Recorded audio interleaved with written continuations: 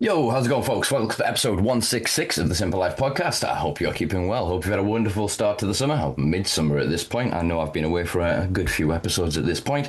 I do apologise, Cooper, for my absence, but ultimately, other projects closer to home have meant that I've been a lot busier. Avid followers of my socials will also, I suppose, be aware I've not been very well. We're not quite sure what the hell's going on there. Having just been in the hospital yesterday, they're now convinced that they don't want to scan my head, which is good. So I feel, I don't know, that it's got to be something else. We're currently investigating an inner ear problem. So if I seem a bit wobbly while recording or I suddenly lose my place, it is because, yeah, there's something not quite right with my head right now. But also, as you're aware, the Hemp Garden project in Durham City that I've been managing since 2008, and we've intensively been renovating the space for the past 3 years. We've done such a bloody good job. The council have come along and decided they're going to try and steal our land. I'll reference you to the High and Home Grow podcast I did recently, which I will link below, folks, which will give you all the background of this. I'm not going to make Mike sit here for the next 25 minutes while I regale you with that tale when me and Mackie went through it. But a couple of updates on it. They are being passive aggressive through their letters and their correspondence. They are trying to basically push us off the land one way or another, despite the fact that we have held 30 plus events there. We have had it confirmed. I'm not going to name you, Mr. Copperman, don't worry, but I've had it confirmed by the police from Durham Constabulary that they have never received a complaint about any of our events, nor have the council inquired about our events prior to this consultation period and their attempts to install £250,000 worth of gaudy and garish outdoor gym equipment that quite literally nobody wants in the community. The consultation is now closed. We're kind of in limbo right now. I will be making more public statements on the Hemp Garden page. We're continuing with our amazing work there to transform the space, and we will be back there this weekend with Durham City Cannabis Club for part 2 of our summer session. So, with all that housekeeping out of the way, I can finally get on to talking to my first guest for several months. And I've just realised, or we realised when we set this up, it's been a good few years since we last spoke. So I'm going to do away with too much formality here, quickly give you a bit of the background. Today's guest is an American cannabis activist who's currently living in Europe, where I don't yet know, but we will find out in this conversation. The reformer pro skater, current world number one wakeskater, Euro NASCAR driver, we will get into that because, yes, I'm as interested as you are, a documentary filmmaker and the host of the Mike Wise Show. They are Mike Wise. How are you doing, brother? Hey, I'm doing really good. How are you? I'm impressed I just got through all of that in one take, so I'm pleased. I'm pleased. I'm not as rusty as I thought I would be. Well, after hearing your intro, I'm a bit concerned for you, so just want to make sure you're doing okay. No, I'm all right. Yeah, I had some issues like vertigo and migraines, and some paramedics got called, and it got a bit messy. People around me got a bit worried. I'm notoriously stubborn, and I'm like, nah, wait and see, wait and see, wait and see, and it's not necessarily resolving itself. So yeah, moving on to specialists and all the other things that need to be done next. But I'm currently here. I'm currently capable, able, and very happy to have you on the podcast again, brother. So Happy to yeah. be here. What on earth, what you been up to? Every time I speak to you, you're doing something insane. And obviously, as people can maybe tell by your merch that you're repping in my intro, you got into driving now, as well as wake skating from skateboarding and all the other things that you just find yourself in. Yeah, man, I've been quite busy. Since last we spoke, I was probably just starting to get back into sports. I was recovering from some knee surgeries. And when I say recovering, I wasn't really doing anything special. And I was kind of just being a normal person for like 10 years. Mm. And it just had got to me like I needed to do sports, specifically skateboarding. And I just wanted to have that back in my life. And so right around when COVID happened and all this, then you're kind of like forced to take a break from all the things you had to do normally, which freed up my time. And I thought, well, what do I want to do? And so in my free time, I wanted to go skateboarding again. And I wanted to do tricks again. And I thought I'd be able to pick up right where I left off. And boy, was I wrong. It's since then, it took a lot of time to get my strength back. And once I finally was at like the peak of my strength, and I would say I was finally like back to exactly kind of where I had left off, was March of last year. And then in this month, I then like tore all the ligaments in my other knee. Like, so now I have no ligaments in any of my knees. And I was already kind of struggling the last, since I got back into sports, I was struggling to kind of perform at the level I was doing before, just because my knee just has like nagging, hurting issues and it gets swollen. And I've done surgeries on it. And so I kind of already knew I wanted to try something different. And that's when I found out about wake skating, which is like skateboarding on the water. So when you fall down, you don't really have that same impact of landing on the cement.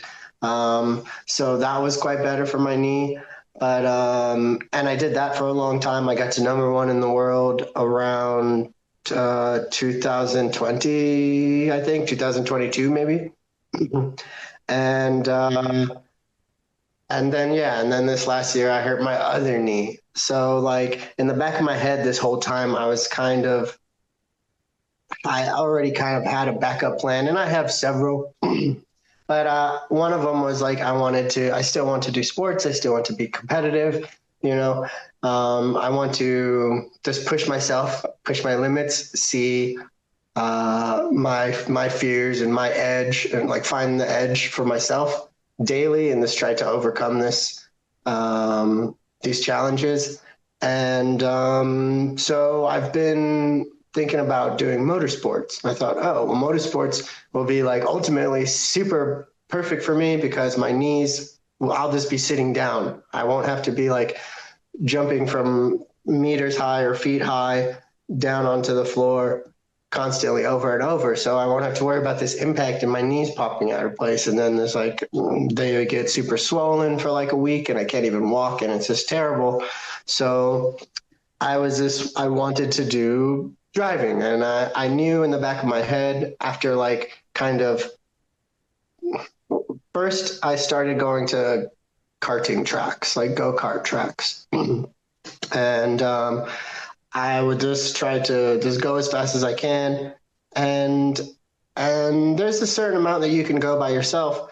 But then after some time, I realized like other people were faster than me, and I just didn't know why. So I started looking into like race car driving theory. I don't know if that's what you'll call it, but there's like certain strategies and certain approaches to take a corner, and they differ for every corner, and it depends on if you're going flat or if there's banking or it's a incline or decline or not, and all these things. And if there's other cars on the track with you, there's all these other things to learn and think about and consider other than this like going around in a turn. And so I did some like online classes about this, like trying to understand what this is and how to make a turn faster than other people. And then my time started improving. And then that's when I was like, okay, well, now let me try to do like something in a real car.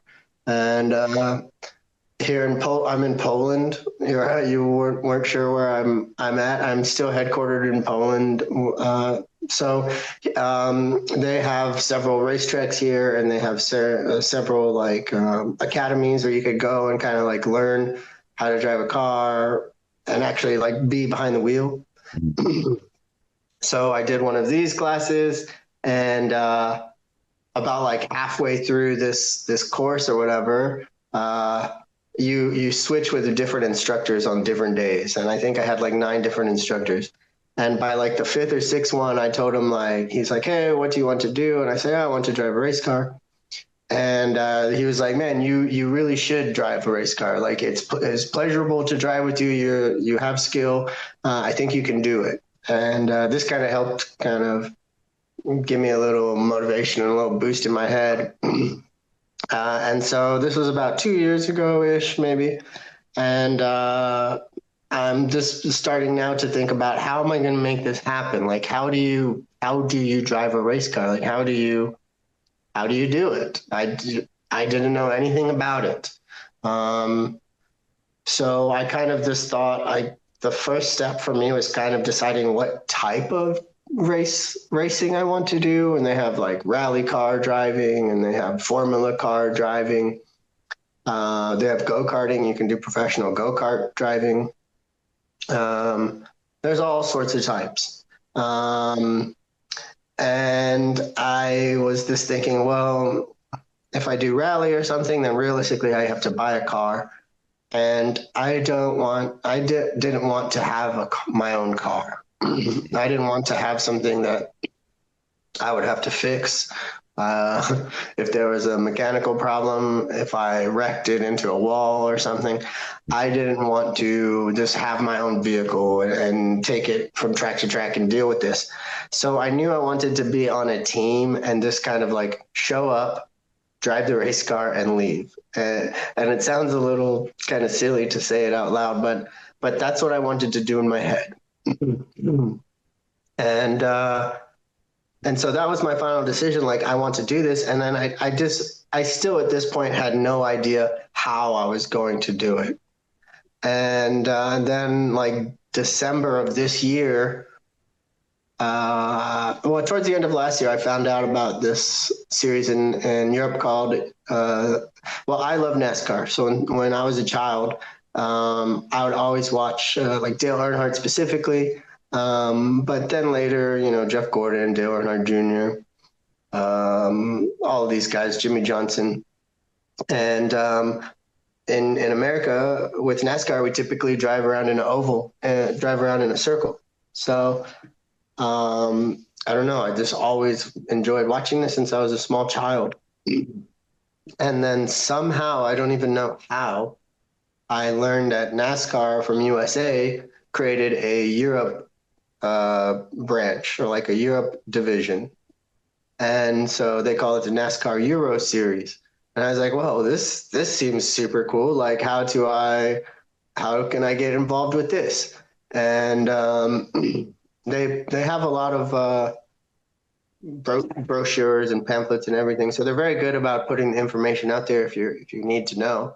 And they had this kind of program that they called the Rookie Challenge. And it was supposed to be designed for drivers who had never competed in NASCAR before. And you can drive in your own NASCAR in the same cars that they use in the pro and open division. So like the exact same car, you can drive in this car on the same weekend that everyone drives also. And they made it with this pretty super cool format where it was like, they call it a regularity-based challenge. So instead of trying to get first place in a race, they send you out 3 times for 30 minutes. And the first 30 minutes, you kind of just go around the track and you just kind of figure out how fast you go normally, and you get like an average lap time you think you can do. And then the next 30 minutes, and then the third 30-minute sessions, the second and third ones, you have to try to make 5 laps in 30 minutes, closest to that time that you tell them at the end of the first one. So whoever gets their times closest to this ends up winning. It's not whoever goes fastest. So it's actually the super cool and friendly format for anybody to kind of get involved in. And I saw this and I thought, well, this is super, super interesting. Like, maybe I could do this. And I still kind of wasn't sure what to do. And then I learned they had recruitment tests. So they were doing three or 4 tests over the winter time. And they would take a Euro NASCAR to some track, and anybody can, you pay a fee and anybody can go in and drive it. And they kind of like analyze you and to determine if you can drive in the series on the weekends and whatnot. So I went out to this and everything went freaking awesome. So they invited me to do the Rookie Challenge. And basically the goal of the Rookie Challenge, I would say, is it's 5 different countries with 5 different tracks. So it's kind of tough because you have to learn every track. And at the end of this, the first place gets a full sponsorship to do Euro NASCAR Open Division the next year in 2026. And then like second place gets like, I don't know, 50% sponsorship. And then I think third place is like 35 or something like this. And so my goal was like, okay, well, I want to get in this rookie challenge and I want to get in one of the top 3 so I can get this sponsorship deal and race in Euro NASCAR Open next year. And because it's quite expensive. And so what a lot of people don't know is like racing has changed a lot. And before, how race teams used to get money is like the organizers, like NASCAR or somebody, would give a lot of money to depending on your position, your final position. So even like the last place car would still get tens of thousands of euros. And and they were able to do this because like television, they had contracts with televisions like ESPN or Sky Sports or something. And this is how they paid teams. And for whatever reason, it's not really like that. In USA, they kind of still have it with this charter program, they call it, but here they don't have that. And so you have to bring a lot of sponsor money to pay for the team to come and bring the car and bring all the mechanics and all the parts and pieces and make sure everything works.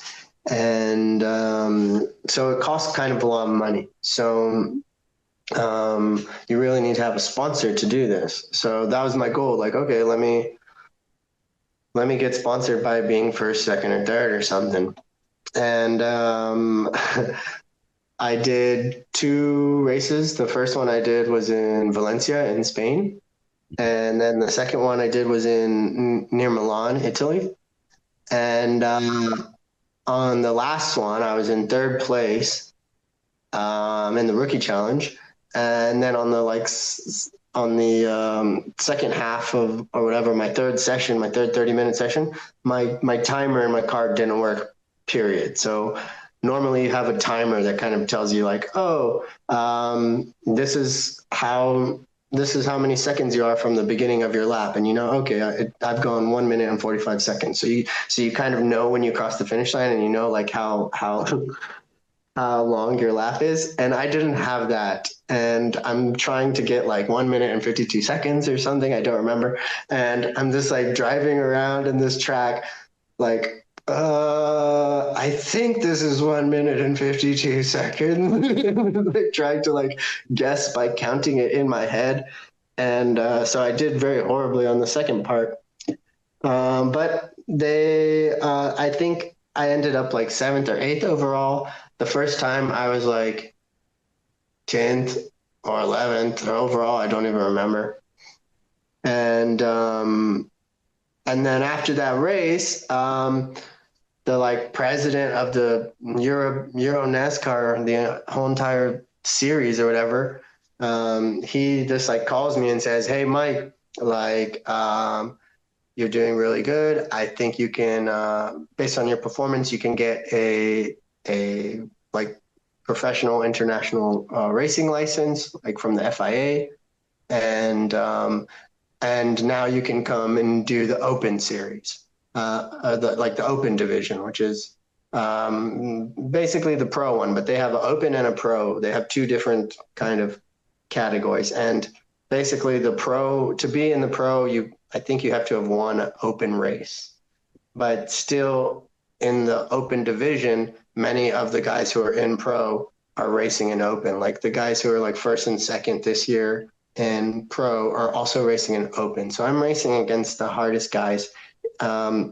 if I do Open. And he says, "Hey, come do the Open and we'll get you a 35% sponsorship." So it was like, that was like my goal for the whole season, was like, I wanted to get that kind of deal. And after 2 races, they had already offered it to me. So that's kind of what's been going on with Euro NASCAR. It's been wild. I ended up taking him up on this offer. I got I found a sponsor to cover the other portion that was needed for the car. They're called Emerald Harvest Nutrients. So they're like super sick nutrient company from the USA, but they have a UK branch and a Canadian branch. They're all over. And I was able to kind of make a contract with them and get them on the car as the main sponsor. And I went out in the open division, actually, in the UK. We went to Brands Hatch, on the Indy circuit. That was a wild, crazy weekend. It started like with so much rain right before my first race, like almost a thunderstorm kind of rain. But I actually found out that I perform quite well when it's raining, so I was doing really good. And I moved up like 8 positions. I think I started 22nd and I ended 14th. So it was like a really great weekend for me. And like knowing like all the people who have raced on that track and like the history that's there, it was just like super kind of surreal experience for me. And it just so happens that that event is the most popular one that we have on the Euro NASCAR calendar.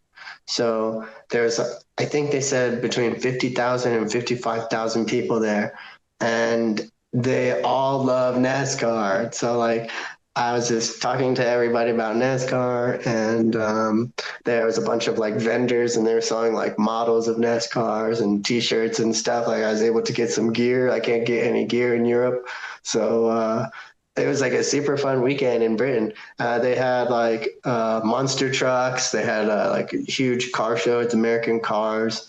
It was really enjoyable, and I would say like one of the highlights of my life, really. And yeah, that's what's been happening with Euro NASCAR. That's kind of my journey so far.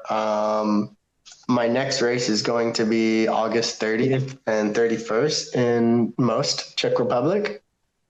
And at this time, I don't know what division I'll participate in. I was kind of overwhelmed in the open division. Those guys, I would say they humbled me a bit. They're super, super, super duper fast. I was already kind of towards the back in the rookie challenge. So we'll see. I might slide back to rookie challenge. But if we get the sponsors, we'll go open, I'd say. So we'll see what the future holds. I don't know. Nice, man. It's another one of the stories was talking where you're just like, well, I was just determined to do a thing, and I did the thing. I mean, it very much sounds like the stars aligned in some ways. You've kind of, it's almost this. Me and my mate came up with this thing. Like, it's going to be a slight sidebar on acid one time of like bubble theory, of like there's only so much shit that can exist in the conscious collective bubble. And we have our own little bubbles, and if somebody thinks of something like this out of a bubble, it suddenly goes into everybody else's bubble. And so it's almost like in the bubble theory, as we described it, you kind of manifested that into existence in the kind of the new age hippie parlance of you were like, I want to do this thing, and the universe kind of went, well, yeah, here's your opportunity. So that's awesome, and that's not to obviously discount the hard work that's gone along with that, like you said, learning the theory and everything like that. It's a testament, I think, to the revival of motorsport as we move away from your average day car feeling like a car, like you had to drive a car. Like back in the day, that thing could have just killed you randomly, just fling off the fucking road, you know what I mean? So it took some skill to actually keep the thing consistently on the road. Now it's got so many sensors and whatever else that the average person is removed from the sensation of driving.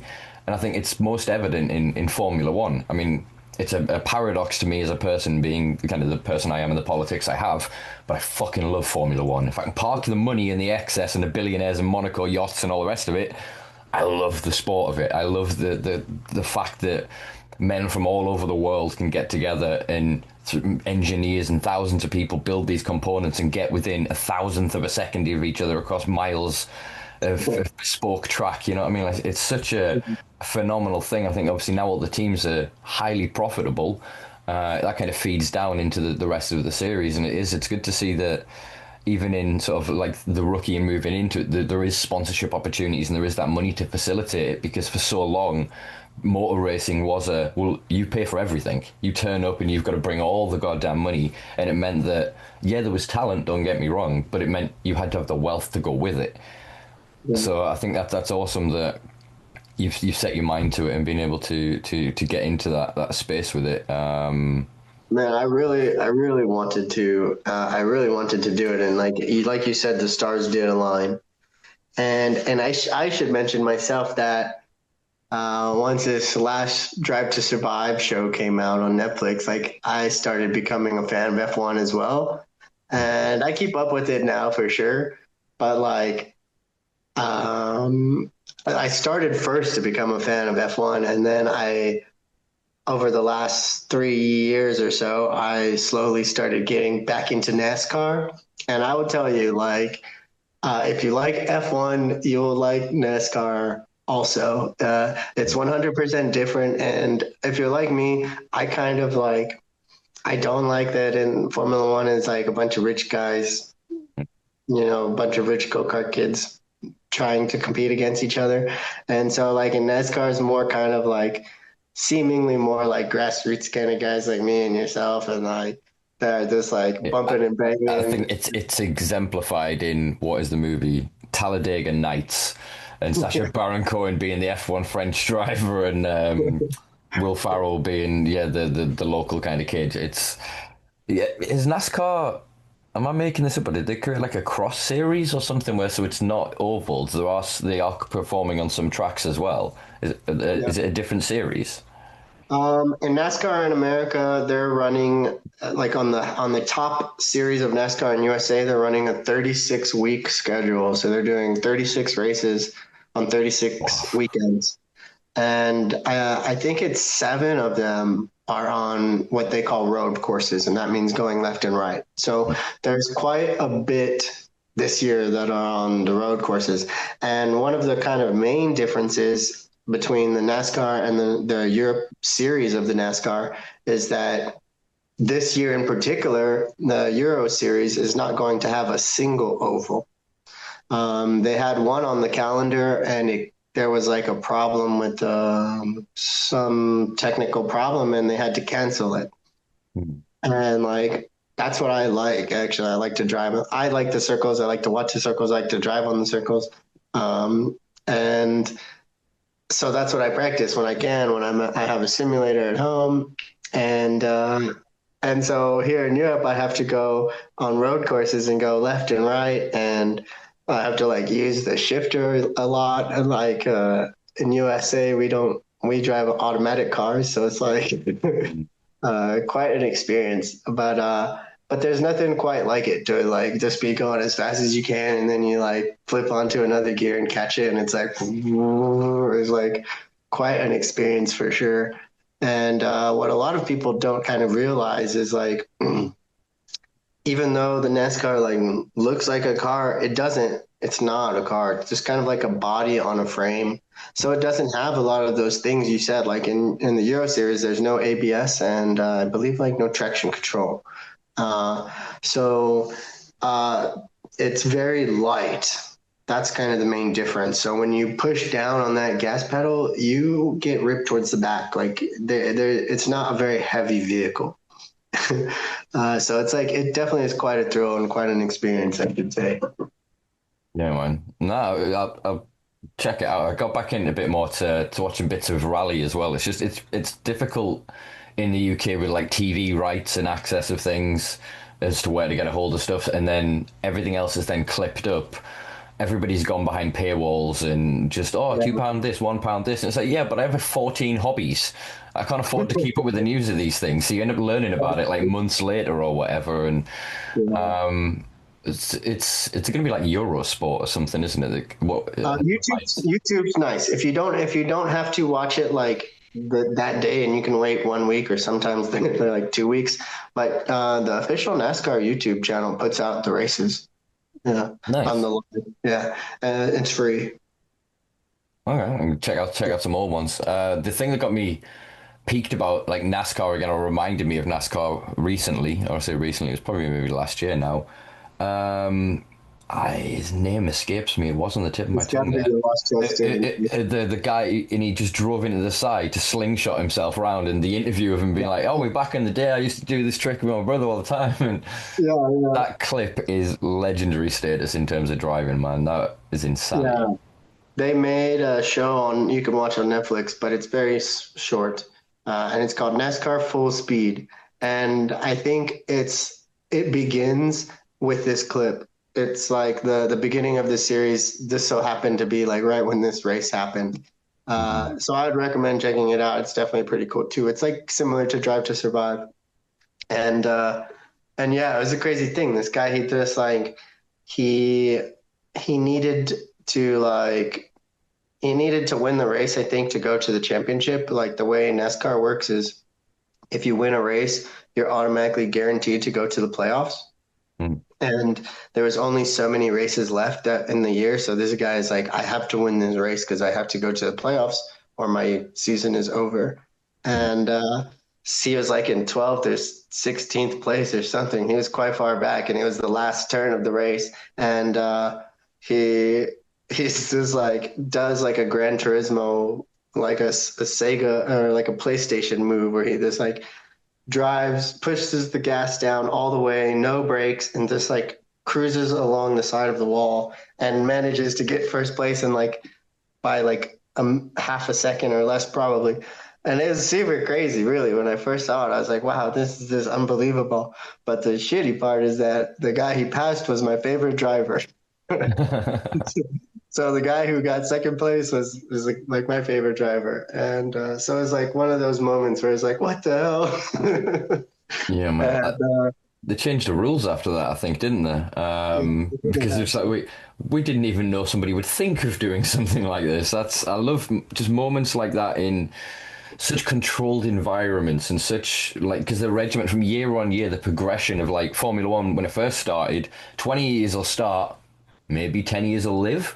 Like, you know what I mean? There was just and the evolution of it now with the hands device and the halo and the sport is insane of what it can do. That the drivers, even in other formulas like yourselves, the G forces that you're experiencing, like make astronauts and jet pilots look like children. Do you know what I mean? Like impacts. I think like this Roman Grosjean's crash that he walked out of that fire was like 58 G or some shit. Like it's an insanity, and he literally was able to come out of that because of the equipment, the fireproofing, the level of safety that's in these sports. And it's not obviously degrade from the to reduce the danger that's still evident within it. You know, we still have some extreme fucking accidents, but it frustrates me in that obviously we've both dedicated large parts of our lives to sort of drug law reform and to, you know, going, well, that's potentially a dangerous thing that you're making more dangerous and we're still going to do. I wrote an article for Weed World last year, and I just investigated the statistics of like, we went to, I think 1906 is when I started the Pure Safety Food Drug Act. There was 1,800 or 18,000 cars in America, X amount of deaths per, and we just worked out the things. Over the time, cars got like 2,000% safer and drugs got like exponentially more dangerous. Like I can't pull that number off my head, but these are extreme percentages of how safe that got, and the number of people that then die per 100,000 in the States is like 33 or something, just fucking nothing. Versus then what has happened with drugs, and it just shows that we can make things safer. We can allow, you know, people speed on roads if we have more feeder sports like this, where somebody who has talent and skill can hold a car at 140 or whatever on a motorway. They should be allowed an outlet for that. They shouldn't then be punished for this thing. Somebody should come along and go, oh, that guy's got some fucking skill. Like you said, it shouldn't be just the rich kids who've paid to play to get to that level to then be fished out of the pool because their daddy knows the owner of fucking Hennessy or whatever, you know what I mean? Yeah. No, that's how it is. And it's just kind of the reality. So it's like just trying to make it work for me. And I've been very thankful, really blessed to have Emerald Harvest with me so far. They covered, besides this last Brands Hatch, we went to Monza and I drove a Legends car, which is like a 5/8 scale of a 1932 like coupe, like a hot rod. Mm-hmm. And so it's not full scale, it's 5/8. And Monza is like, you know, Formula One track. And it's I think the fastest one on the circuit. Mm. So So when this was another thing, like, oh, I want to do that. I want to drive there. How can I do it? And I found this Italian Legend series, driving these Legends cars is what they're called.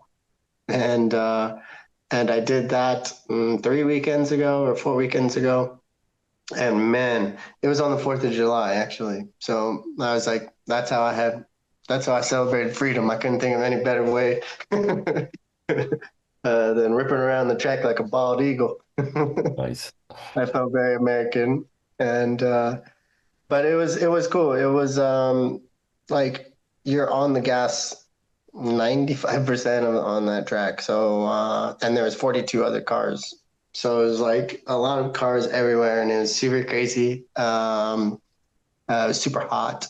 And I think I'm gonna go back and do Mugello, is what they call it, Mugello circuit, later in October with those same Italian series. And besides that, I'm also driving what's called a late model V8. And it's like basically a NASCAR from like 1990s, possibly late 80s, but I think early 90s. And this one I'm driving in Netherlands on an oval track. So all the races in the whole year will be in the same track. So I've already been there. The first time I went there, I was in first place. Then I had car problems, so I ended up in like third at the end of the day. So I have a lot of hope. We'll see what happens. But yeah, that'll be next one of this one will be August 15th and 16th and 17th, I think. So pretty soon, right around the corner. If anybody's listening and is interested in sponsoring, I might have an opportunity on this race in Venray, Netherlands. But man, I can't explain the feeling. Like it's like if you like to drive fast, it's really.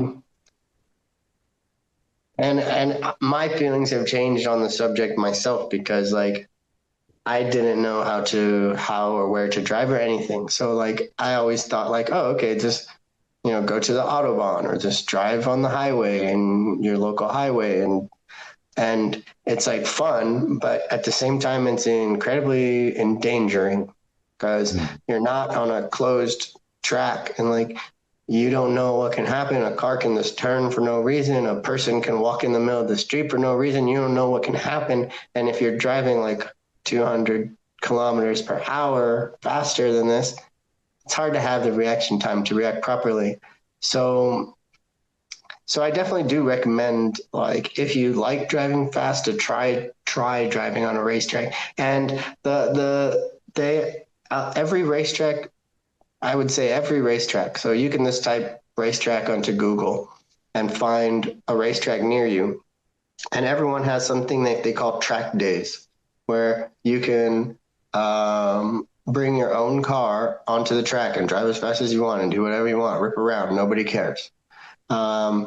So check out track days if you don't know about this. And if you don't have a car and you want to kind of get in a car and try it and like experience, of course, I always recommend karting. Karting is super awesome and affordable, but they also have these experiences that are called, I'm blanking on the name right now.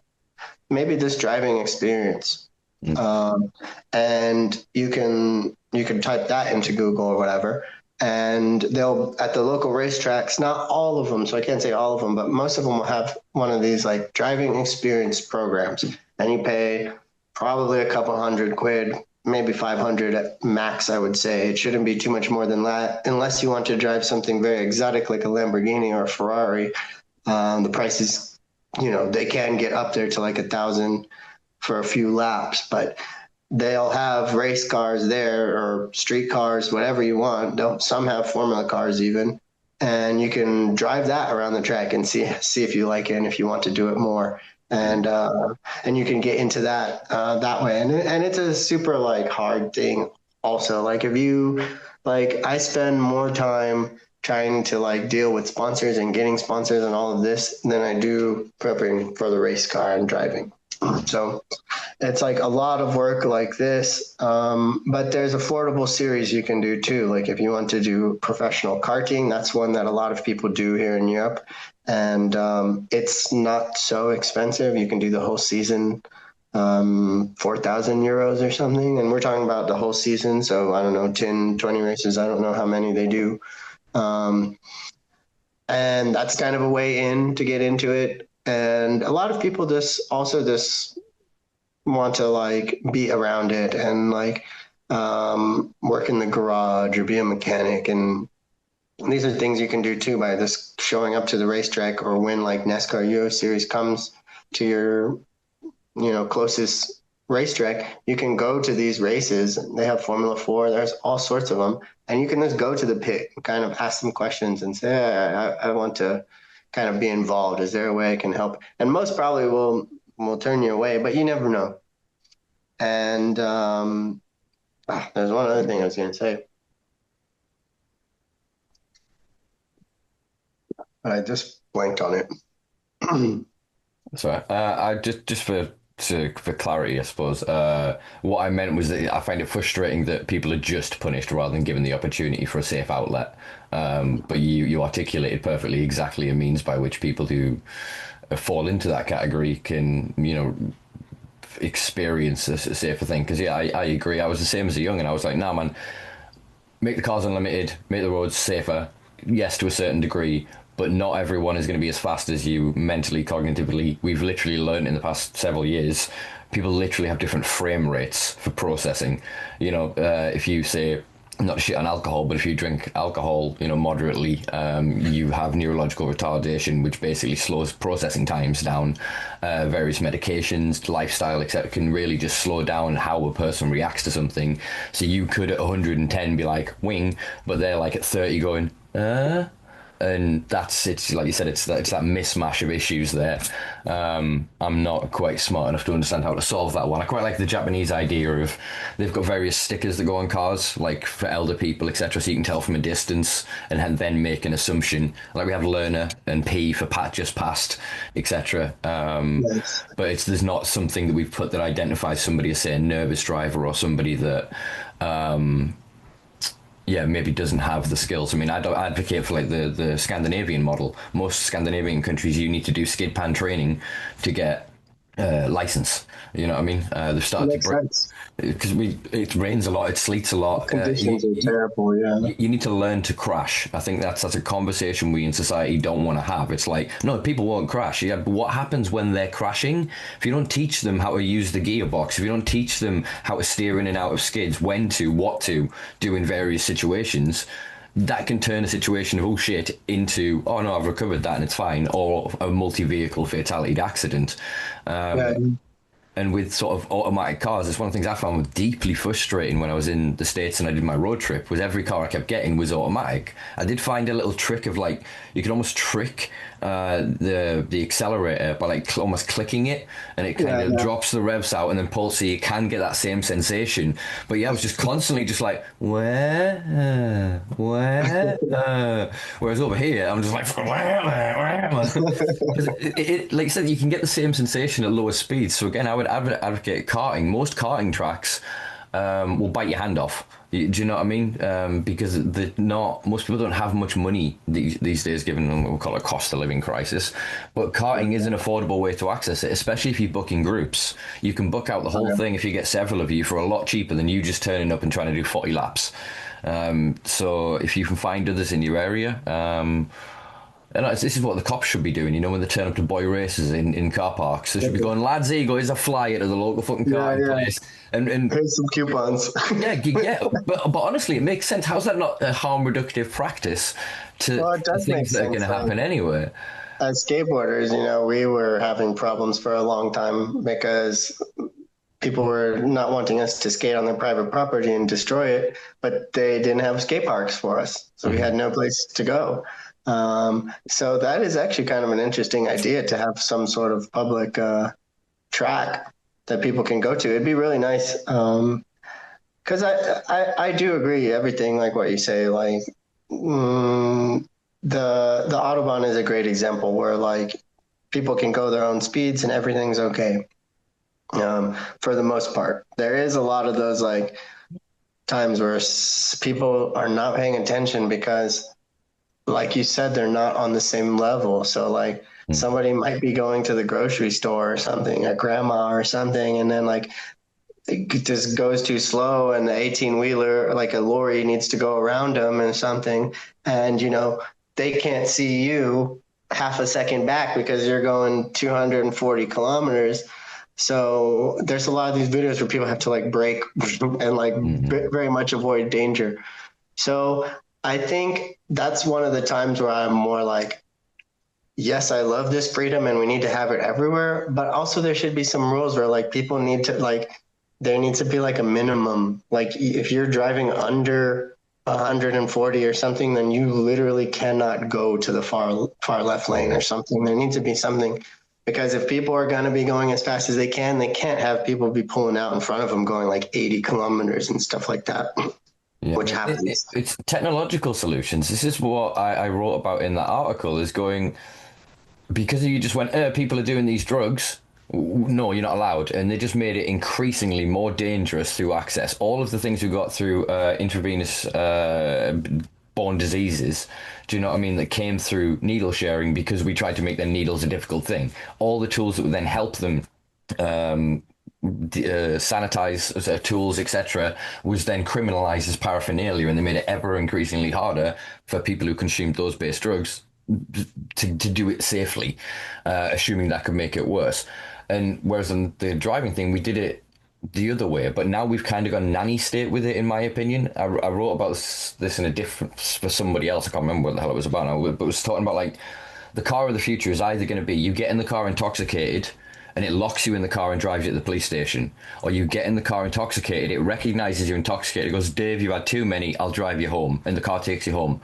We have to make this decision soon, and what I'd like to see in all modern cars is like radar, effectively. So you go to pull out, you know how now on wing mirrors they've got a tiny little light that goes red when there's a vehicle there, so if you look in your blind spot quickly, you can see from the colour of that there's something else that's blocking it within its vision. So something similar. So then you got to put your indicator on, something comes up on a heads-up display and says, oh, by the way, 0.78 seconds back there's a fucking guy in a BMW doing 250 like kilometers, you know what I mean? So we do have the ability to do those kinds of things, but we're doing it through an autocratic and capitalist greed model, like BMW fucking introducing a subscription for heated seats. You're going to pay a subscription so your heated seats work. So there's going to be a whole generation of people hacking cars, and then they're going to have to disable the safety features that were put in those cars just so they can have basic comforts. Yeah, no, that's crazy.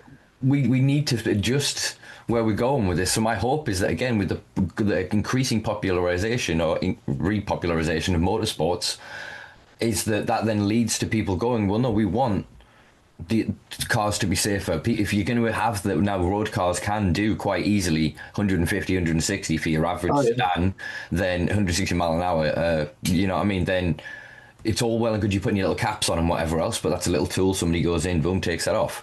You can get modifications, it's basically just a pay to play on the roads right now.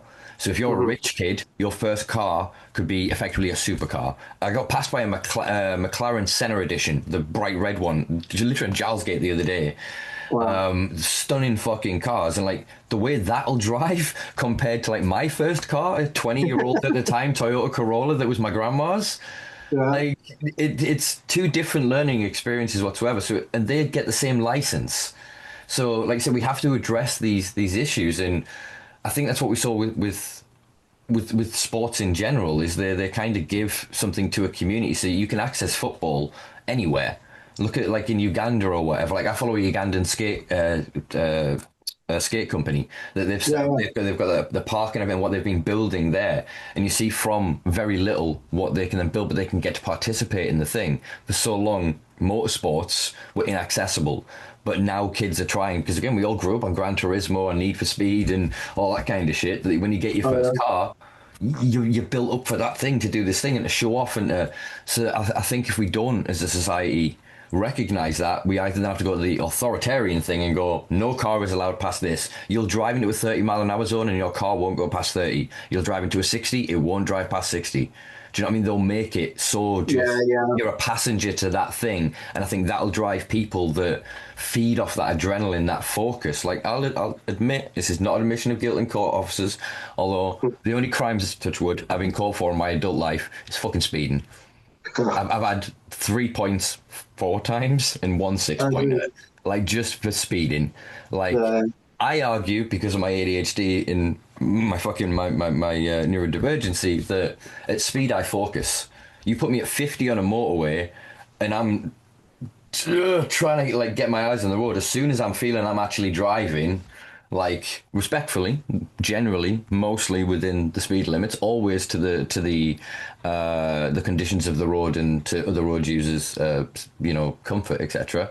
But yeah, to then remove that and not give them a means to do that, they're going to find another way to do that, and all we'll end up with is more car accidents. And I think in some ways you're seeing that. My insurance is through the fucking roof. Yes, again, partly because of my fucking speeding, but because of youth getting access, like not naive, what am I trying to say, like inexperienced people getting access to stupidly powerful cars and then wanting to film fucking TikToks.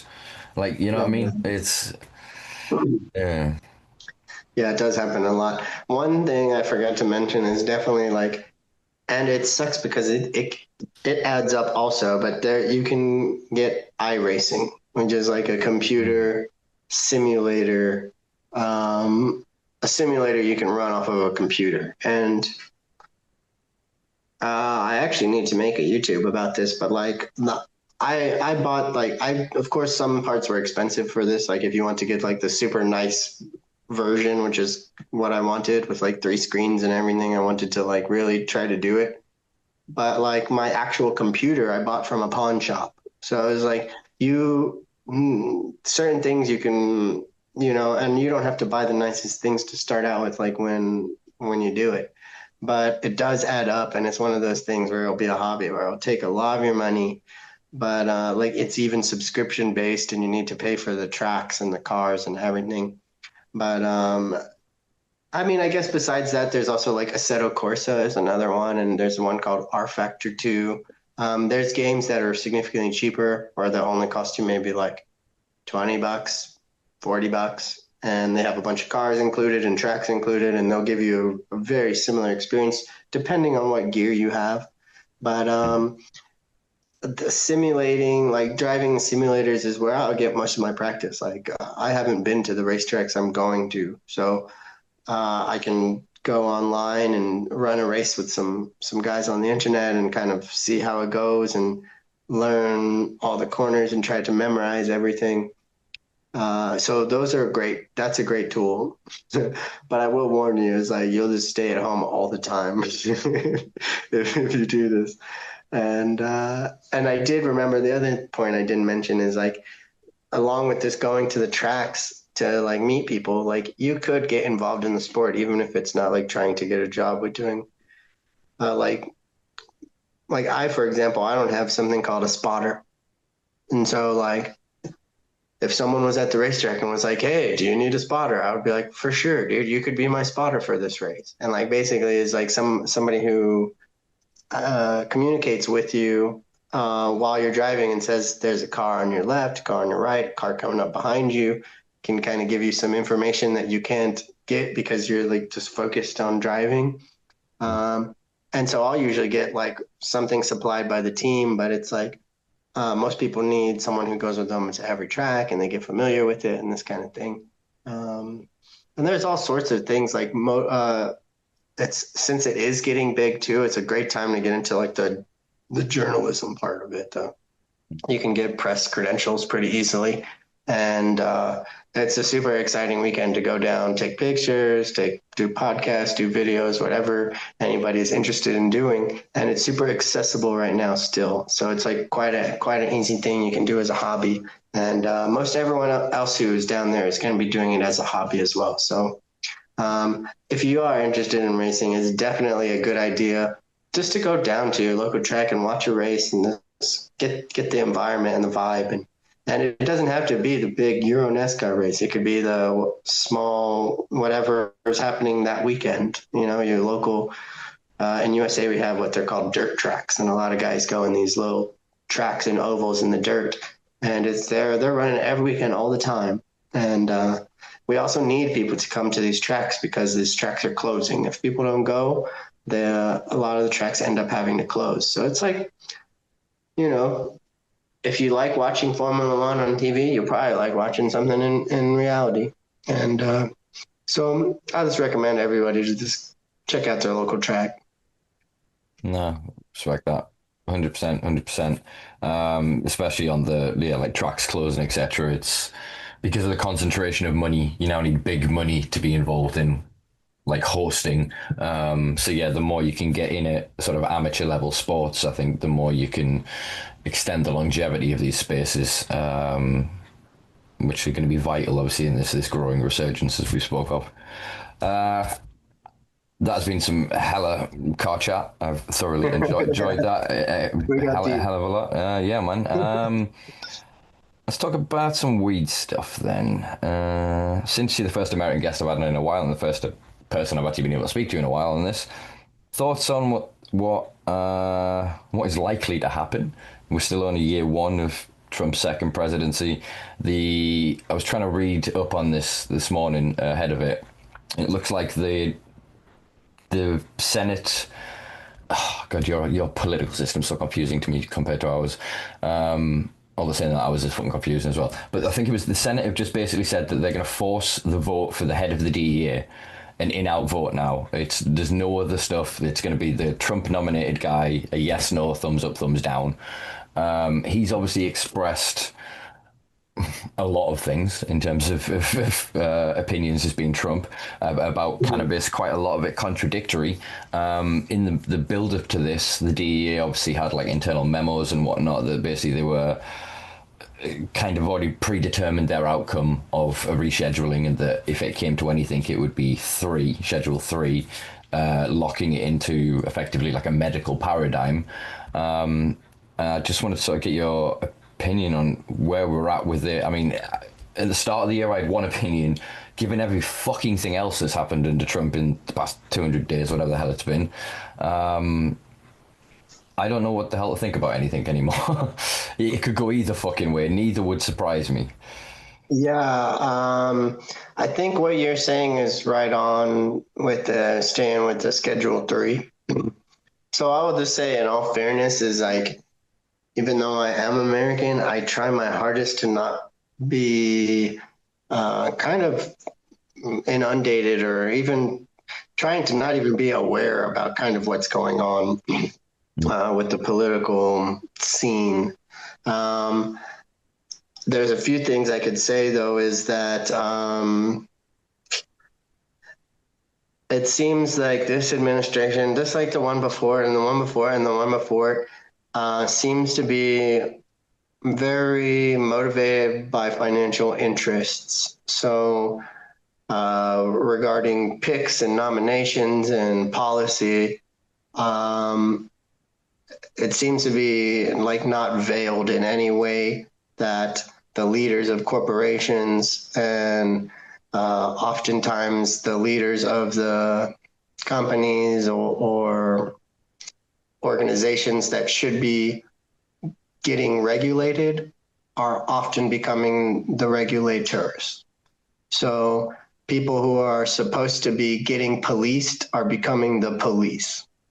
So we're having, in my opinion, a huge degradation of most of they're called protections, but a lot of the like government organizations and departments that are put into place, like protect the wildlife, protect the air, protect the water. All of these kind of things are taking hits, but they also have a lot of criticism in and of themselves of this also being financially motivated and not working how they're supposed to. So like you said, you're actually very right about it's confusing to understand the political scene in the USA. Because it's what you see in front of you is completely different from what's happening behind the scenes. And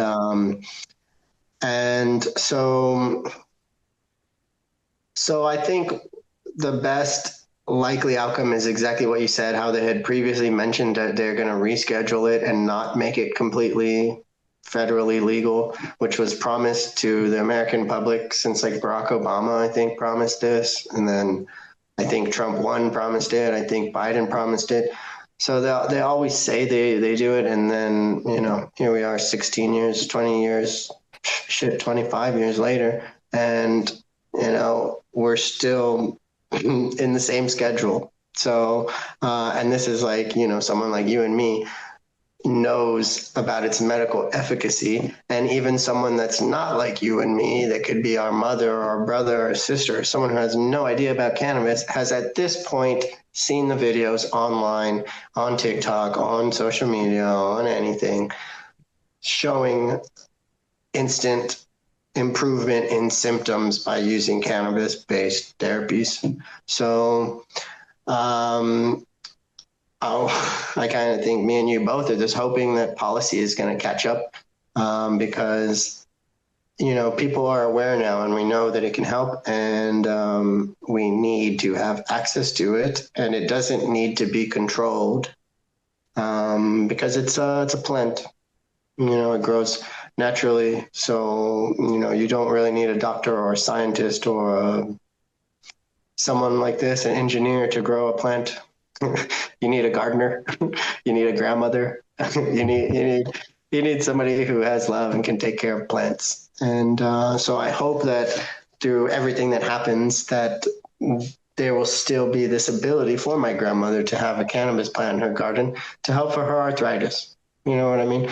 As long as that's always going to be kind of what I advocate and fight for. And I just hope that no matter what changes happen industrially, that we're able to keep this this aspect of it, because it's very important to maintain that. Yeah, it does seem like they've heard us enough to go, here's exactly enough to placate you. I think that's what they've been testing in the various states in America. How low can we get the plant numbers? Look at Germany, etc. How low can we get the plant numbers? How low can we get the possession limit that they'll go, that's called legalization. And then we control everything else. We still leave criminalization. We can raid you, you've got too many plants. We can raid you, you've got too much weed. We can raid you, you've got XYZ. You've smoked in the wrong place, past the wrong time. That's a fine. What happens if you don't pay your fines? Ultimately, you go to prison.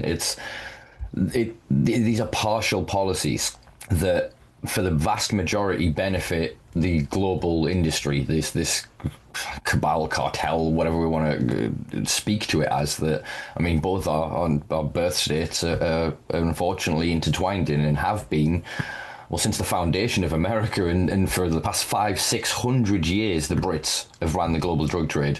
We talk about it euphemistically like, oh, Silk Road and the spice trade. Do you know what half of those fucking spices were, guys? Like, come on, like, it's a mental thing that.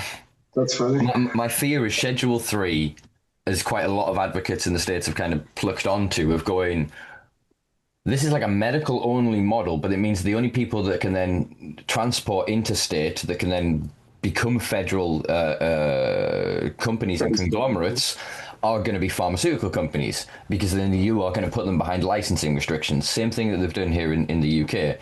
And my belief, and has been for quite a long time now, is when you look at what they did to Povera somnera, the opium poppy, a benign plant, relatively so, utilized by a multitude of cultures for countless generations. We invent the hypodermic needle and the hydrochloric formation of drugs into salts, and dissolvables, injectables, and we go from opium, relatively benign thing. Oh, we don't like these Chinese folk that we dragged over here to build our infrastructure, and now we're doing that drug. We want to get fucking rid of them. It became this demonization on one side, while the investigation for the health benefits on the other. And then we ended up like morphine. Then we ended up with diamorphine. Then we ended up with fentanyl, carfentanil, all of the groups of nitazines, and all of these other derivative opioid medications came from the bastardization of that plant. I think we're repeating the same fucking cycle, and bear in mind that cycle took about 50 years to happen. During it, there were still opium dens. During it, there was still illicit sales and productions, and there was still what we could see now as our industry. But behind the scenes, the big boys were moving with their patents and conglomeratization, buying up little boys, getting exclusive distribution rights to drugs, etc., working on this global network. And I think the biggest evidence I've seen towards my theory that we're in the middle of that, and that's what they're repeating, is Thailand. Thailand started this boom thing, get everybody on the weed, because we told you the weed was the devil. Now, the weed is the best thing ever. It'll help you all get out of poverty, and it'll change and revolutionize the culture in the country. And then going, actually, wait, now it's all medical only. And so Thailand have said, if you, like I have a prescription in the UK, I can fly to Thailand now and go and buy weed wherever I want. I can possess it and consume it, and it's fine, because I've got a doctor's note. I could also land in Thailand and go do effectively what it used to be on like Venice Beach in like 1997 in California, and there'd be a doctor in sandals, and you'd be sat there and go, you walk in and you go, oh, you all right, mate? Oh, you sleeping all right? No, you got a bad back. How's you know what I mean? You just ask you these leading questions until you say yes, and he goes, boom, $100, thank you, there's your thing, go next door, buy your weed. They're creating that access system so that all of the proliferal industries that they've supported and created get a piece. But the population that they've demonized, criminalized, and vilified, we don't get to participate. We get a token gesture. And I use the analogy of like what would have happened if they'd have legalized queer culture and like ended the criminalization of homosexuality in most modern Western Anglosphere countries. If they'd have gone, no, right, we've legalized it. You can hold your hands twice when you go in public, but no more. You can, kiss 3 times a day. You can, and trying to regulate this. No, you were wrong. You criminalized an innate, natural, normal human behavior, which is the desire to change one's consciousness. The means is irrelevant. The fact that people choose this thing, that's what you're criminalizing. You just find the elements by which to punish that. We have to get beyond this positioning. And I think what's happening is there's so many of us have been whitewashed, and the scene has been gentrified and colonized, frankly, by, I call them legalizationists. They are the former prohibitionists. They were the same people that were making money off the prison industrial complex, off alcohol, off tobacco, off sugar, off all the things that were fucking killing you. Now they're suddenly, we're healthcare providers. We're bettering humanity. Like the flip, they were the same guys that went into vapes and told you it was going to save your fucking life, and now it's killing you. They're just money men, opportunists, capitalists, intrinsically, quintessentially in their being. They can't help it. And they can talk nice and dress nice and get on all the platforms and do all the things. But ultimately, they're only ever going to represent their class interest. And yeah, that's true. They're happy to make the short gain now, because then when they've drained the culture and they've got the money and they're making that passive income from all their investments, they don't care that they turn back and they'll criminalize us again, that we'll start going back to prison, that they'll start raiding us time after time, they'll start targeting us on the street. Like, they don't care about oppression, they don't care about justice, restorative justice, about equity, equality. They don't care about any of these. Is all DEI, this is all equity. Oh, fuck you know what I mean? It's look at the politics of now. It's a point. They're trying to erase the people that build the things that they now profit from. Everything that they have came from the misery and the suffering of the lower classes. And all they did is they got really good with their little playbook of going, oh, what do we do? What have they got? How much money are they making? All right, what do they say they like about it? What colours, fonts, branding, and they do all this kind of psychological analysis of us, and then they just design this thing, and boom, you go to it. And you go, well, that's culture. And you go, well, is it culture? Who's behind it? Who's really making all this fucking money? Like, there's so many dirty hands involved in this, like Curaleaf and Russian oligarch money. You know what I mean? Several, I'm not going to name the companies because I'll get in fucking trouble, that are connected directly to Israel, that are funding apartheid and genocide. There's some serious shit going down within this space, and so you're just going, oh, I've got the freedom to smoke my weed, I'm cool, me. Think of where that money's going. Think of what you're doing. Before, there was crime and criminality. I'm sorry, but I know kids that are fed and clothed because their fathers go out and sell drugs. And people can say they're bad people, they shouldn't be selling drugs. What else would they be doing? They'd be stuck on fucking benefit, on subsistence, not being able to afford to feed or clothe their kids. There aren't the jobs, there aren't the industry. But you know what people want and people like? Lots of drugs. So we have to align these things. Otherwise, it's the same dickheads with all this stuff now come and take the one thing we had to survive on. Because like you said, the plant could be grown by anybody. It's a decentralized socialist resource. You know what I mean? From one plant, millions can be made. That's why I think they hate it so much. It's the ultimate symbol of class rebellion, that you can grow yourself out of poverty. You can grow yourself to better health. You can grow yourself to wealth. that terrifies them. That's a paradigm that they don't want us participating in, man. Yeah. So Well, they want to my keep it how rant it for today. is. They want to keep it how it is, and I don't blame them. You know what I mean? I'm not a greedy person, but I understand the process. And unfortunately, these people are often greedy and kind of the worst in our society. And there's several things I wanted to touch on. I wanted to make one last point about the current administration in the USA is that whether you support it or not, one thing that's very important is like we have a lot of people who are supporting this administration and they're doing some pretty like outlandish, wild things in terms of breaking down barriers that were put in place to prevent unrestricted power from going all everywhere in the government, and these barriers being torn down every day, and many people are applauding this in the USA. But one thing to keep in mind is that when you have the next administration, the bizarro administration, like maybe you support this one but you won't, you'll be the opposite supporter of the next one. Well, guess what? That next one is going to use all of those same powers that this previous one used in ways that you don't want them to use it. So if they're bending rules and changing barriers and breaking down things, just be aware that it can and will be used against you, as they say in the USA.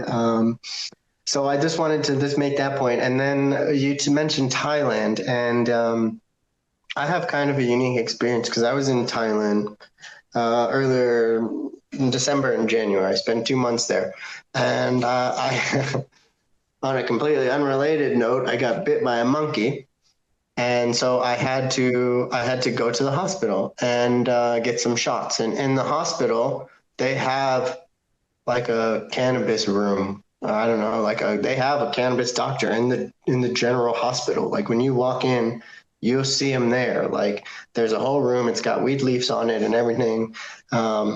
So they were definitely embracing what was happening, and it seemed to be like they were trying to use it for some medical reasons as well. But yeah, like what you had mentioned about kind of this rollback that's happening in Thailand it's what I've seen happen in every place that cannabis has been legalized. In the United States, we have kind of this unique opportunity because each state can individually make it legal. And so I've seen, let's say California was the first one. They made it legal. Everybody moved to California. Everyone was growing it. Everyone was selling it pretty openly.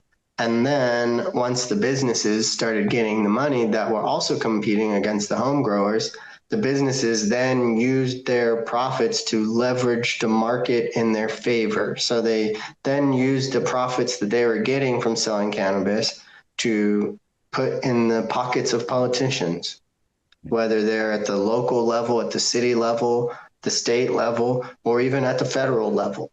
And so then these corporations, these companies will say, well, you know what?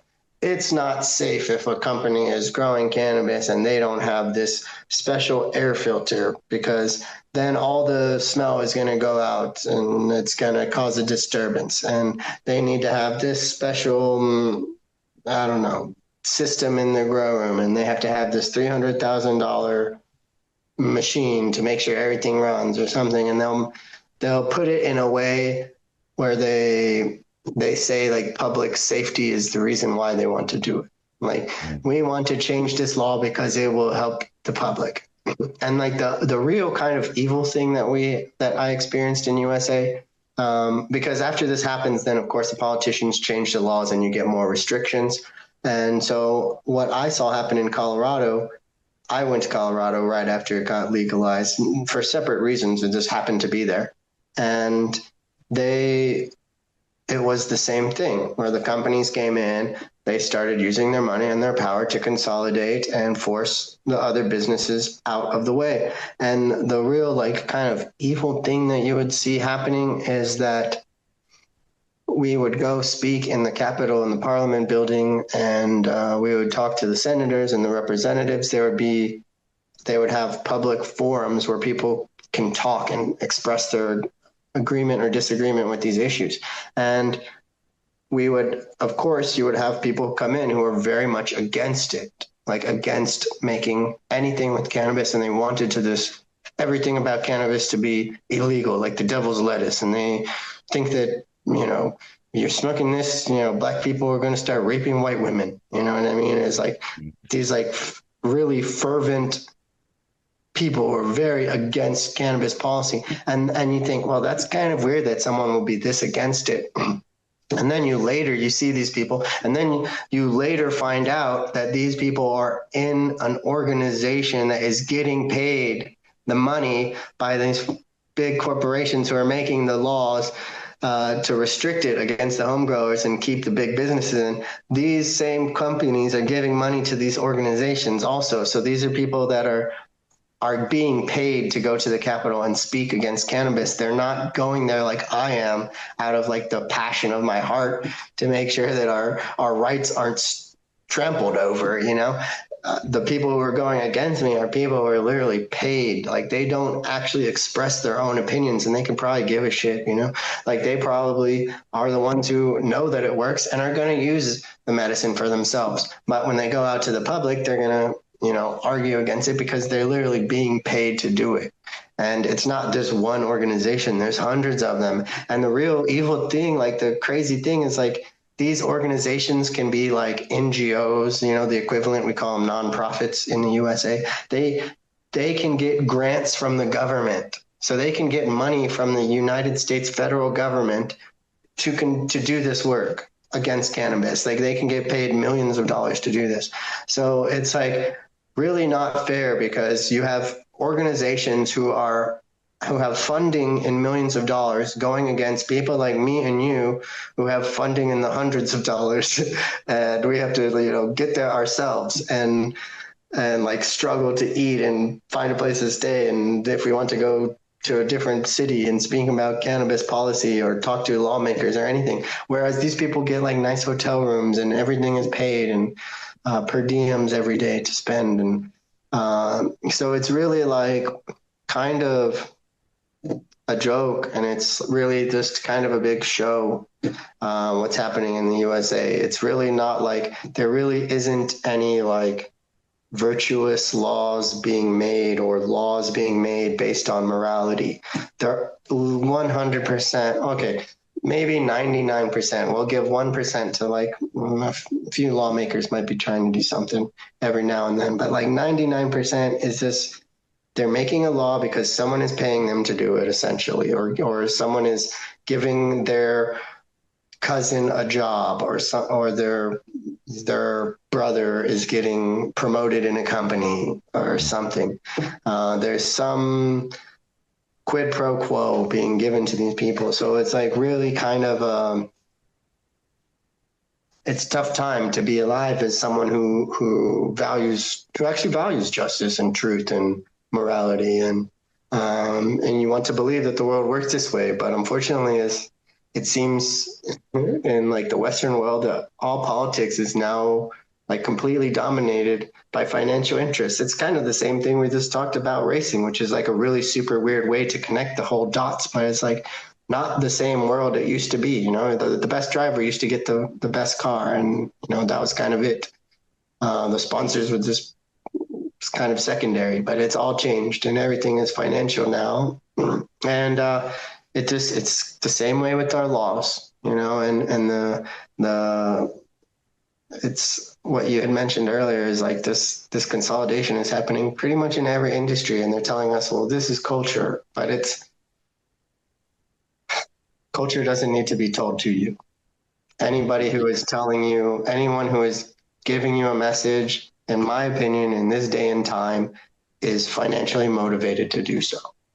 I guess is the best way I can sum that up. 100%. Once it's past that level of authenticity, which is very recognizable by the limitations of the mechanism in which it's delivered, whether it be a grainy video or podcast or like somebody's social posts or whatever, you can recognize when something's a bit more authentic, or you could, because obviously now with bots and everything else, it's all getting a bit fucky anyway. which has just kind of neutralized my point entirely, actually. But no, it is. It's not just even that there is this conglomeratization of power, of hegemonic dominion over the world. It's their influence since the end of the Second World War, the moneyed class, has meant the degradation of the intellect and the educational prowess of the lower classes. So it's difficult for amongst them to rise somebody that can articulate in the verbiage that is now requisite of the establishment. You know, in order to speak at Oxford or Cambridge debating hall, you need a certain, cadence to you, a certain ability to articulate and to debate.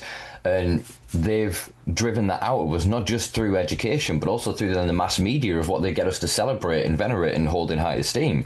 Like you said about the gatekeeping then of culture, I think is fucking emblematic of what's just happened in Manchester over the past several days. So Oasis, a band relatively sort of benign in their own time, big during the Britpop era, because the larger culture in a lot of ways was what we call sort of trendy, as it were. There wasn't, everything else was alternative. Now everything is mainstream. You can be a skater and you're not getting criminalized, bullied, or like I saw a video the other day of Tony Hawk describing how when he went to school he used to have to hide his skateboard because he'd get like bullied for it effectively. It's like that guy grew up to be like the god of the sport. We weren't cool. Like when I was a skateboarder, we weren't cool in my school. Mm-hmm. Like we didn't have friends and girls didn't think we were hot. It wasn't, times have changed. What I'm alluding to here is the greed of capitalism. Of it just managing to, it goes, oh, what's this? And then it just monetizes every aspect of it along the way, and it becomes these gatekeepers. And the same happened with maybe the noble pursuits of politics. Yes, we obviously have our history of bigotry, racism, and God knows amounts of prejudice, but the structural ideas of the founding of, again, both of our birth countries was this concept of creating a mechanism by which voices could be heard. You could get enough people together, that causes this triggers this, and you have access. Whereas over time, especially since the Second World War, like I said, the concentration of wealth has meant that, well, they can just pay the 50 grand to get an MP. They can just pay to set up an all-party parliamentary group. They can just pay to set up these things. I want to go back. I've remembered where I lost my Oasis point, sorry. But no, the point of what I was going to say with the Oasis thing is they've just had this massive gig in Manchester, or they've come back to play like 30-odd shows. There's nothing 5 nights in Manchester. They're set up in effectively like a bowl. Manchester's relatively flat, but it does have some hilly areas as it leads into the Pennines and the peaks. One of them, my geography is failing me right now. But anyway, my point is there was a hill there, and it got nicknamed Gallagher Hill. The first night Oasis played, hundreds, if not thousands of people turned up to party together and to listen to music, to do sing-song and to celebrate. The second night, they paid to install a fucking festival fence, one of those like 10-foot fences all the way around. They hired security, the corral fencing, that kettles people in and stuff. They got the police there doing patrols. They came out making public statements about there's pregnant cows nearby. There's a field of juvenile trees. And like, in some ways, these could be things, but if it was then we'd come up with those excuses, we'd be laughed out of the fucking building for it. But they put all this money and infrastructure into stopping these people experiencing this thing, even though they couldn't have paid to get in because it was sold out. Yeah, that's true. So it just, that is the ultimate symbol of what I'm saying about capitalism getting in, and just, it's, somebody quipped on one of the newspaper posts, and it's satire now, but it's going to be future. Like they said, what's going to happen in the future? They'll work out the sound barrier and send us all headphones, and they'll force us to come in and make sure, are you listening to fucking Oasis right now? Yeah. Like, it's terrifying what the modern world has become. Like you said, nothing is to the benefit of us. And I think the other symbol of that, you'll experience this now being in Europe, that drives myself insane, and I imagine quite a few other people insane, is the bottle caps. I know I've ranted about this before, but I'm going to rant again, is that was never done for us. That was never fucking done. It's not even, the good that they say it does, it doesn't fucking do. Like, all they've done is manage to go, here's a Coke bottle, it's made of 3 constituent parts, a label, a bottle, and a lid. They've managed to take 3 pieces of waste into 2. Fairly soon, they'll print the label on the bottle and they'll go, oh, it's only one. We've reduced our waste by 2/3 over the past. It's like I said, it's all manipulation of data, of optics, of communications, because of our algorithms. We live in different worlds. Like, I don't see you 90% of the time on my Instagram. Yet every time I see you, I'm looking at your stories, but then my ADHD brain sees what it sees. You know what I mean? It's almost like I get what I get, but it's not the people I'm interested in. It's just, it feeds you random shit, and then all these fucking sponsored ads in between, and all of your disconjointed content is not what you go onto these platforms for. You are now being effectively like programmed in the old parlance of TV. It's controlling what you're viewing. You don't have that freedom to experience it. So authentic manifestations of human experience, like several thousand people trying to hop a security fence and getting fucking drunk on a hill to just sing song into Oasis even though they can't see it, that's a more authentic representation of humanity. And they're going, no, spend your 600 quid and you can come see it. Like, it's crazy too, because like it costs money to set all that stuff up, and if it's already sold out, like you're just losing money at this point. Like, you not only are you not gaining money, but you're spending money to make sure these people don't see it, which is weird. Yeah, I mean, there could have been so many other things to incorporate it. They could have gone, holy shit, actually, there is far more people want to see this than we actually thought. Is there a way that we could create a third section, like create new areas with cheaper tickets? Do you know what I mean? Do a local thing. Literally, a lot of music festivals like Boomtown in the UK, they give away free tickets to the residents of Winchester, people that will basically be affected by the sound of the festival. They have a discretionary fund set aside as a resident. You can apply and you can get these free tickets, like day tickets, to come in and experience the festival for free, to kind of allow you to participate without having to, expend much. Yeah, that's cool. So there are ways to do this better. You know what I mean? Like, they could have been 1,000 other ways. Yeah, man, just 1,000 other ways. But then people brought their own drinks, fights broke out and whatnot, and there was various scuffles, because that's going to happen when you put that many people together and you don't provide infrastructure. We figured out alcohol after you lot. I say you lot. Sorry, I just keep bringing up your American heritage. I know you're fucking predominantly in Europe now, Mike. But after the repeal of, what was it, the 18th Amendment, something like that, the alcohol prohibition, and the infrastructure of that then exploded into like how capitalism really moved back into booze, because before it was disparate. You'd have two handfuls, like a dozen bigger breweries, but then all of these independent chains and pubs everywhere and smaller outlets, and then it kickstarted this thing of going, no, we're going to open and buy this chain. And the same thing, like you said, is exactly what we saw happen in cannabis. It's the same thing you see happen in sports. Like, some billionaire that's never attached to football goes, which one's good? I'll have that. It was a Man United, I'll have that one. Oh, Arsenal, I'll buy one of them. Is this one a good? A Real Madrid, I'll buy that. Like, do you know what I mean? They're just collectors that are just... They shouldn't have that wealth to be able to influence these things. It should be more equally spread amongst the fucking people that have the passion to make the culture go. You know what I mean? Yeah. For real. I'm just ranting about shit now. There's one more thing I wanted to ask you about, because obviously we both kind of work within sort of cannabis journalism, I guess, loosely is a way to phrase it. High Times, one of the sort of legendary publications of our era, which unfortunately kind of got bought out by a conglomerate and set up into a holding company, and I'm going to keep this language as loose as possible, allegedly may have done some dodgy shit that led to the company going balls up. Has been bought out by Josh from Raw, the paper company. I just want to get your opinion on the revival of it. Do you hold hope for it? I'm trying to be optimistic, but maybe that's just what do they call it, nostalgia kicking in. I'll give my honest opinion, I guess, and I didn't really know who this Josh guy was, but once I started driving race cars, I figured Raw, it'd be a good sponsor. So I contacted him.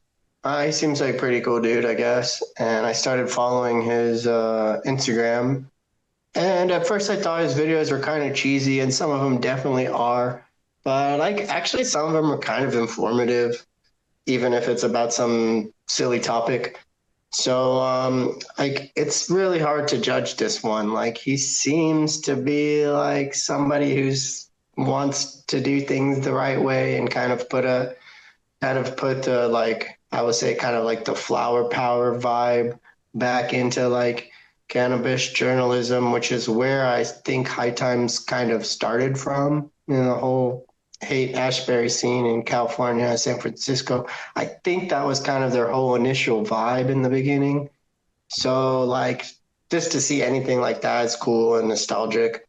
I really don't know. Obviously, the dude's just a dude, and like I saw they're looking for an editor, so it seems like somebody else is going to be kind of making the shots, whoever he pays to do it. And this is one of those things where it's like it can go 100 different ways. Like, of course, I wanted to help, but I don't want to take on I don't have the time, and I don't really have the desire to take on full-time editor position. You know, I would like to. It'd be nice to have some sort of influence to kind of keep it grounded and find a balance between corporate sponsorship and like the culture. But there's no way to tell. Like you said, I have hope. It would be nice to kind of get stuff talked about like legislatively, like just like I mentioned earlier, where like I'm going into the Capitol or the Parliament building to argue with the politician. I mean, just to kind of give my point of view on an issue with the politicians, and the people I'm going against are paid. You know, they have $1 million grants that they get from the government. Well, High Times has a large number of eyes on it and a large following. So if they can help on the legislative front and say, hey, there's a meeting at this time and this date, and this is going to happen about cannabis, go tell them how you feel. Like if they could do some weekly, monthly, whatever thing like this, where it's involved at the local level, even to get involved in all of USA, like that would be super amazing. It would be nice to kind of, the one kind of power we have is the numbers. So we can get the power of the people kind of back from the corporations who are kind of trying to keep us isolated from each other and fighting. I think High Times could be a good uniter in this front. It would be really nice to see some stuff about patients using it. And then everything else could be cool. All the weed pictures and all the High Times Girls of the Month, all that. Let's go. Like, that's all cool too. Let's keep that. But it will be nice to have some important things that kind of been shoved to the side the last decade or so, I would say. I think, yeah, authentic voices, I think, is the main thing I'm quietly hopeful for. Again, I've got no evidence of that other than, well, it's High Times though, right? It's High Times though. So it does it. I'm hopeful that they're not just going to be the same as you see it in the mainstream press. It's just the press release. It's the talking points that are created by, like you said, the regulators who were the first movers in the industry. So all it is it just becomes a circle jerk, and nobody learns anything. All you do is get their talking points stuck in your fucking head. You know what I mean? Yeah. And if you're not then conscious enough to challenge that, when somebody asks you, automatically you'll go, oh, it's da-da-da. And you'll repeat that, believing it's your own opinion. I see it all the goddamn time. So I'm hopeful. A lot of people do this. Yeah, I'm hopeful that that'll challenge that, and they will give voice to because again, High Times is a US-based publication. I think they are seeking to go back to print US-based, but obviously they have an international presence through like the Cannabis Cups and through various activism and things that it's funded through sponsorship, etc. It's got a presence globally in most spaces where there is a collective movement around cannabis and cannabis culture. So I'm hoping they'll provide voices to those spaces as well, so it will make people aware that this isn't anymore a country-by-country conversation. It hasn't been for decades now. Like, there are people that own companies that are moving behind the scenes. Like, Curaleaf owns hundreds of dispensaries in the US, but they're trying to dominate the European market. They're out in fucking Asia. They're in Australia. Like, these international multinational conglomerates are seeking a conglomerate, using that word too much, but literally to bring the power together, and then they'll start eating themselves, as they always do, until there's one God King that rules it all, and then they'll conspire against themselves to bring down the king, and in the meantime the kingdom starves. So I think they're going to continue to do their shit, but if we can find ways to support disparate action, like we still put on our regular events, we've got one coming up this weekend, like I said, down in the city, and because of the work I'm doing at Hemp Garden, the community interest company I've set up to manage the grounds, the council are coming at me basically being like, you can't do this. And so we are, and always have been, a protest in the tradition of Vivian McPeak's Protestival. We are a celebration, but also a protest predominantly. The protest gives us the lawful rights to gather under Article 10 and 11 of the European Human Rights Convention, which, fingers crossed, we'll still have in the years to come. And that means they can't shut us down. We have a negotiated position with the police, or at this point, a stalemate, I think is the best way to describe it. And yeah, we do these things to celebrate that spirit. Activism is still alive in cannabis and needs to be. Just because we have 60, 70,000 patients in the UK, just because it's lawful in list of countries, just because you can get it here and none of that means anything if some of us are still fucked. Again, take a page out of our queer brothers and sisters fucking playbook here, that none of us are free until we're all free. Every time you smoke that joint, remember that, you're cool, but Singapore hanged 20 motherfuckers last year for cannabis. We have to be mindful of the world. It's a global culture, is basically what I'm saying. So I feel like I've not really been making that many valid points because I haven't really spoken on the podcast for a while. I apologize if it's come across a bit mental there, Mike. No, you hit a lot of good stuff, a lot of important things. Nice. I think we covered most everything. We didn't mention about Germany, which just legalized. And also Czech Republic just legalized. Have you experienced, I suppose Czech hasn't come online yet, or is it Czechia, I think is their pronunciation of their new name. Have you been to Germany since? Have you experienced that under its quasi-legalization? Man, I've been to Germany quite a few times, but I haven't even bought weed or nothing. The nice thing I could say is the only thing I noticed differently is they used to be real hardcore on the border. And if you're driving into Germany, they will want to search all the cars pretty much. And it just takes a lot of time. It's an annoying thing if you're in a hurry. And I would say that after this legalization stuff happened, they kind of don't really, they still search cars, but it's very toned down. And because it would take 2 or 3 hours, and it's just guys, come on, I need to go, you're taking my time here.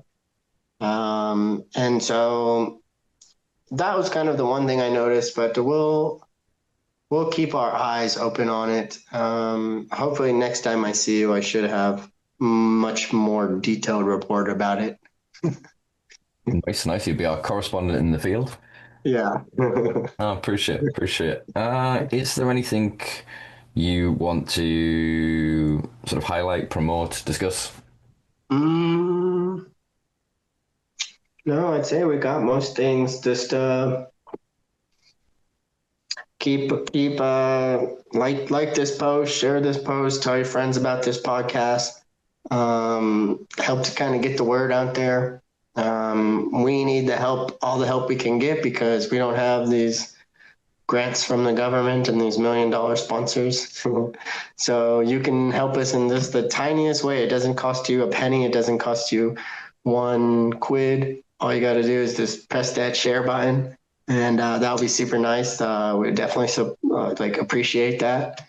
And I would say keep on doing what you're doing, man. It's nice to still have you podcasting. It's nice to hear you podcasting still. I see all your posts. I see your podcasts when you post them on Facebook and YouTube. So keep doing it. And that's what I would end this with. Thanks for having me. It was nice to chat with you, and hopefully it won't be so long. And now I can travel internationally again. The last time you saw me was the last international trip I had done because I had a bunch of problems with my visa. So this is all sorted. So maybe I will get a chance to come out to one of your events this year. We'll see. Nice. So if you're racing in the UK, definitely hit me up. I would love to come and experience that. Yeah, that'll be cool. Excellent. No, no, appreciate your kind words, brother. I'll not keep you much more, but it's been a pleasure as always, and yeah, we'll definitely get you back sooner rather than later. Cool. All right. Peace and love, Yeah, man. man. All right. See ya. Peace and bit. Well, there you go, folks. That was Mike Wise from the Mike Wise Show, and from many other things. That man never ceases to amaze me in terms of uh, the passion and the drive he has for whatever hobby it is that he's doing. He'll go, "Oh, I want to have a go at this. Oh, I'll become world number one. I want to have a go at this. I'll become a Euro NASCAR driver." So, mad respect as always to Mike. Yeah, enjoyed the conversation. Maybe it is just yips, isn't it? Not yips, but like, yeah, what do they call it? I don't know, being out of sort of practice here and being or feeling a bit rusty. So I'm not sure kind of how this podcast came across. Um, yeah, like I said, I'm not 100% health-wise at the minute, so maybe that's making me feel such a way. But yeah, if you enjoyed this, either way, please do, yeah, give it a like, a share, a subscribe, give us a thumbs up, whatever it is you do on your platform to show your appreciation. I would appreciate it, and I appreciate you. I've not got much to waffle about here. I'm fairly tired after that. That's the most in-depth conversation I've had this week. So, yeah, I've enjoyed that, and I'm going to leave you fine folk to your day. So, yeah, check out Simpa Life on all all social media platforms. I say that I'm literally only ever paying attention to Instagram and Facebook these days, although increasingly less of both, given the restrictions that we were just discussing with today's guest. Yeah, check out simplelife.com for interesting articles, back catalogue of some Weed World articles, etc. Some other content on there. I do need to update that, but like I said, I've been so busy with Hemp Garden that I haven't had time to think or yeah, sleep properly or really get anything else done, to be honest with you. So hopefully that can be resolved sooner rather than later because the stress is graying me, as you can probably tell, which is, I think, one of the reasons why I'm wearing this hat today. But yeah, done waffling. Be good to yourselves. Have a fucking wonderful week. I'm hoping you'll see me again in the next week or two. I've got some guests that I've reached out to. It's whether I've got the time to get them done and to feel up for it. But yeah, it's good to be back in the seat. I appreciate you guys making it all the way through this and for yeah, your attention, your support as always. All right, peace and love, folks. I will see you next week with somebody. You'll enjoy it. I'll enjoy it. All right, catch you later.